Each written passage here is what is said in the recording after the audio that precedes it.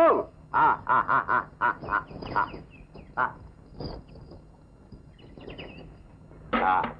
வணக்கம் ஜெயிலர் ஐயா. வணக்கம். யார் நீங்க? நான் தான் இந்த ஊர்ல மொத்த காய்கறி வியாபாரி. ஓஹோ, நீங்க தான் என் நண்பர்களுக்கு விருந்து வச்சவரா? என்ன விஷயம்? வியாபார விஷயமா உங்களை கொஞ்சம் தனியா கண்டுக்கலாம்னு. நான் வியாபாரி இல்லையே. மன்னிக்கணும். இங்க விளையிற காய்கறிங்க எல்லாத்தையும் நானே வாங்கிக்கிறேன்.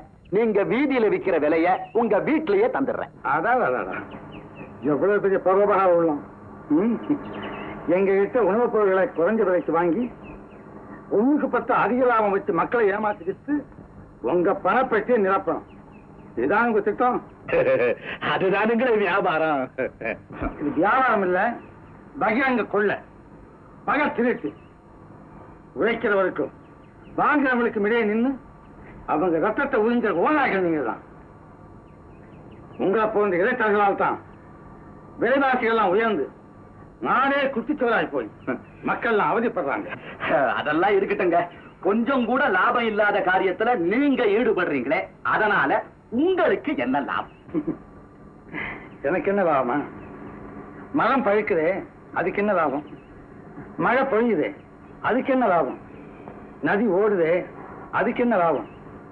பிறருக்காக வாழ்வதே மாந்திர கடமைன்னு விவேகானந்தே சொல்லியிருக்கார். சமுதாயமே கெட்டு போன பிறகு உங்களை போன்ற தனிப்பட்டவர்கள் மட்டும் சுகமா வாழ முடியும்னு நம்புறீங்களா? இந்த உண்மை மக்களுக்கு புரிஞ்சா உங்களை போன்றவர்களுடைய நிலைமை என்ன ஆகுங்கிறத கொஞ்சமாவது யோசிச்சு பார்க்க வேண்டாம். என்னையா யோசனை பண்ண சொல்றேன்? இரு இரு. கல்யாணமாகாத பொண்ண பக்கத்துல வச்சுக்கிட்டு சமூக தொண்டு செய்யறன்னு ஊரை ஏமாத்துற இல்ல. இத ஜனங்க கிட்ட பச்சை பச்சையா கொத்த கொச்சையா சொல்ல வைக்கிறேன்.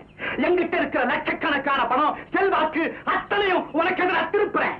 எண்ணிக்க இன்னும் 3 வாரத்துக்குள்ள இதே ஜனங்க உன்னை ஊரை விட்டே பொறுத்தும்படியா நான் செய்யல. என் பேரு தர்மராஜ் இல்ல. யோ தர்மராஜ், 3 வாரம் இல்லையா 300 வாரமே நீங்க முயற்சி செஞ்சு இதே மாதிரி பொய்ய சொல்லிட்டு இருந்தாலும் மக்கள் நம்ப மாட்டாங்க. ஆனா அவரு 3 நிமிஷம் மக்களை சந்திச்சு உண்மையை சொன்னார்னா போதையா, அவ்வளவுதான் நீயும் கூட்டமும் துணிய காணும் துப்புட்டிய காணும்னு ஓடுவீங்கய்யா. சிவா, வழிவிடு. உண்மையை சொல்ல விட மாட்டீங்களே, கட்டுப்படுத்துறீங்களே.